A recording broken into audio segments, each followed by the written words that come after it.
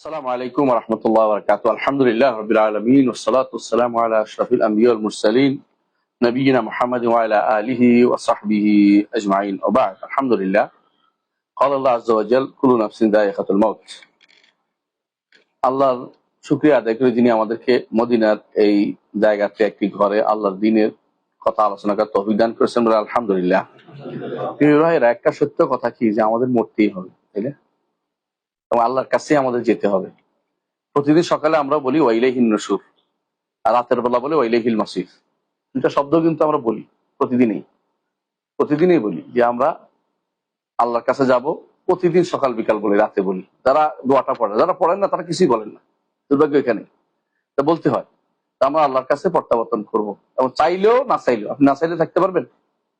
আমরা সবাই মিলে যাবো না, দেখি কেমনে নেয়। দেখবেন যে বাইন্দে নিয়ে গেছে, মরে গেছেন আপনি, আপনাকে বাইন্দে ফেলাই দিছে কবরের ভিতরে।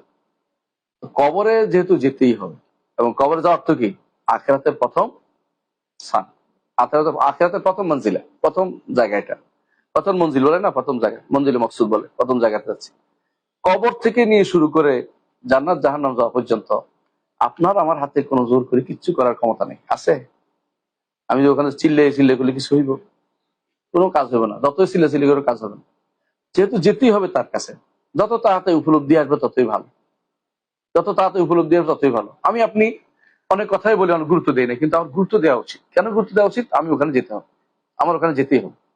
আপনি যেমন সৌদি আরবে যতই কিছু করেন, আপনি বলেন যে না, এখানে আমার থাকার সুযোগ নেই, জোর করে পাঠিয়ে দিব, বাক্সবন্দি করে পাঠিয়ে দিব, যেমনি পারি এমনি পাঠিয়ে দিব, তাই না? আপনি এখানে কি চিন্তা করেন? বাড়িঘর করবো না, এখানে কিছু করবো না, দেশের জন্য কিছু একটা করি। আখেরাতে যেহেতু কবরের জন্য আপনি প্রস্তুতি নিতে হবে আমাদের প্রত্যেকে। কবরের প্রস্তুতি মাত্র তিনটা জিনিস। মাত্র কয়টা? একটা কি? মান রাব্বুকা, তোমার দিনুকা, আমার নবীকা। তোমার রবকে, তোমার দিনকে, তোমার নবীকে। তোমার দিন কি ছিল, তোমার রবকে তিনি, এবং তোমার নবীকে। এই তিন প্রশ্ন আপনাকে কবরে করবেই করবে। আপনি বাঘের পেটে যান, মাছের পেটে যান, আগুনে পুড়ে যান, আল্লাহ একত্রিত করে প্রশ্ন তিনটা করবে। এই প্রশ্ন তিনটের উত্তর আমাকে রেডি রাখতে হবে। প্রশ্ন তিনটের উত্তর রেডি রাখতে হবে। প্রশ্ন তিনটার জন্য উত্তর রেডি আমাদের প্রত্যেকে এখন থেকে শুরু করে, যে আমরা এই তিন প্রশ্ন উত্তর রেডি করে। বেশি দরকার নেই, মানুষের এত এত দরকার নেই। আমার রবকে, তারপর আমার তার জন্য আমার কি করণীয়, তিনি আমাকে কি দিয়েছেন?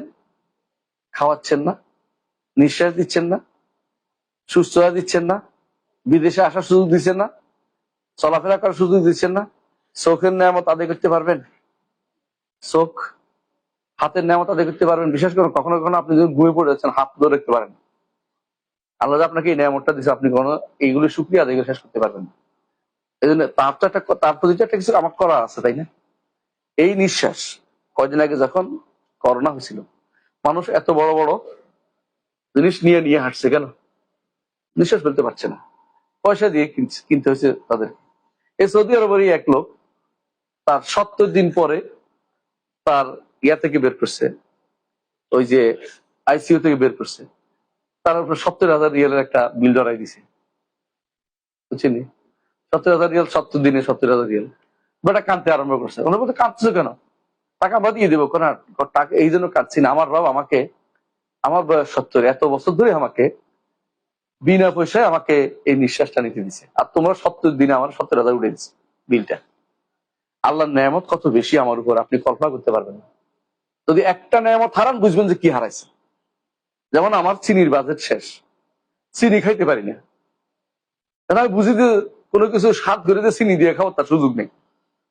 এটা চলে যাওয়ার পর বুঝছি, আগে তো এটা কেউ বুঝেনি। যে ব্যক্তি চোখ খারাপ, সে তখন বুঝতে, পা হারালে বুঝতে পারবে, হাত হারালে বুঝতে পারবে যে তার নেয়ামত কত বেশি ছিল। এমনকি যাদের চুল আছে এখন, সে বুঝবে না। চুল চলে গেলে চুল কেউ লাগানো যায় কিনা, মেশিন দেওয়া যায় কিনা। হ্যাঁ, আমরা যারা চুল সাদা হয়ে যায়, দাড়ি, চিন্তা করি যে কালো করার কোনো বুদ্ধি আছে কিনা।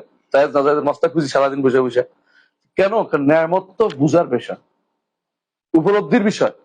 যে আল্লাহ আপনাকে সৃষ্টি করেছেন, যে আল্লাহ আপনার রিজিকের ব্যবস্থা করেছেন, যে আল্লাহ আপনার মালিক, যে আল্লাহ আপনার যাবতীয় অভাব পূরণ করছেন, সে আল্লাহর জন্য আপনার কি করণীয় আছে, এটা করলেই আপনি কবরে জবাব দিতে পারবেন রব্বি আল্লাহ। আর না করলে জবাব দিতে পারবেন না। কবরে একটা ক্যাসেট নিয়ে বাজালে হবে? একটা ক্যাসেট টিপ দিয়ে দেবে, উপর থেকে বলে দিবে কেউ। উপর থেকে একজনে মাথার কাছে বসে বসে বলে দিলে হবে না? এই ব্যক্তি, মনে করো তোমাকে জবাব দিতে আছে। আছে, ওইদিকে আছে, আমাদের চট্টগ্রাম ওই রোডে আছে, কুমিল্লা রোডও আছে, পুরোটার মধ্যে আছে। মরার পরে মানুষ মাথার কাছে বলতে থাকে, কি বলতে থাকে, বাবা বলেন যে আমি আল্লাহ আমার রব, শিখিয়ে দিল মাটির নিচে খবরটা যাইবো। এগুলো হচ্ছে মানুষের বোকামি ছাড়া কিছুই না। যদি দুনিয়ার বুকে আল্লাহকে রব মেনে থাকে, তারই আবাদত করে থাকে, আর কারো আবাদত করে নেই। কবরে 1 টাকা দেয় নাই, 5 টাকা দেয় নাই, কবরের জন্য কোনো কিছু মানত করে নাই, একমাত্র আল্লাহকে খুশি করার জন্য সবকিছু করেছে। মুখ থেকে অটোমেটিকলি বের হবে কি, রব্বি আল্লাহ, আমার রব হচ্ছেন আল্লাহ। কোন ভাষা বেরো, আরবি জানার দরকার নেই, আল্লাহ জবাব বের করে নেবেন। আর দ্বিতীয় হচ্ছে, যখন আপনি মোহাম্মদ রাসূলুল্লাহ সাল্লাল্লাহু আলাইহি ওয়াসাল্লামকে আপনার নবী মেনে থাকেন, নবী বুঝছেন তো, তিনি আমার আদর্শ, দুনিয়াতে কেউ আমার আদর্শ নেই। তিনি যা বলছেন তা শুনবো, যেভাবে তিনি সালাত করছেন এভাবে সালাত করবো, যেভাবে তিনি জাকাত দিচ্ছেন জাকাত দিব, যেভাবে তিনি হজ করতে বলছেন এভাবে হজ করবো, যেভাবে তিনি সওম পালন করছেন সওম পালন করবো, যেভাবে তিনি ব্যবসা করতে বলছেন এই ব্যবসা করবো, যেভাবে চাকরি করতে বলছেন চাকরি করবো, তার মতে চলবো আমি। এটার উপর চললে কবরে গেলে আপনি উত্তর দিতে পারবেন, নবী মোহাম্মদ, আমার নবী হচ্ছে কে, মোহাম্মদ সাল্লাল্লাহু আলাইহি ওয়াসাল্লাম। আর যদি এত কিছু, আরেকটা বাকি রয়েছে ইসলাম, যদি আপনি অন্য কোনো মতবাদে বিশ্বাস করেন না, একমাত্র আল্লাহর দিন ইসলামকে মানেন, এবং ইসলাম ছাড়া অন্য কোনো দিন মতবাদ কিছু মানেন না, তাহলে আপনি মুখ থেকে বেরোবে দিন ইসলাম, আমার দিন হচ্ছে ইসলাম। এই 3টে জিনিস কবরে প্রত্যেককে জবাব দিতে হবে। এই 3টে জিনিস প্রতিদিন সকালে আমরা বলি, বিকেলে আমরা বলি, তাই না? কি বলি, রাদিতু বিল্লাহি রাব্বান ওয়া বিল ইসলামে দীনা ওয়া বি মুহাম্মাদিন নাবিয়্যা, আমি আল্লাহকে রব হিসেবে মেনে সন্তুষ্ট।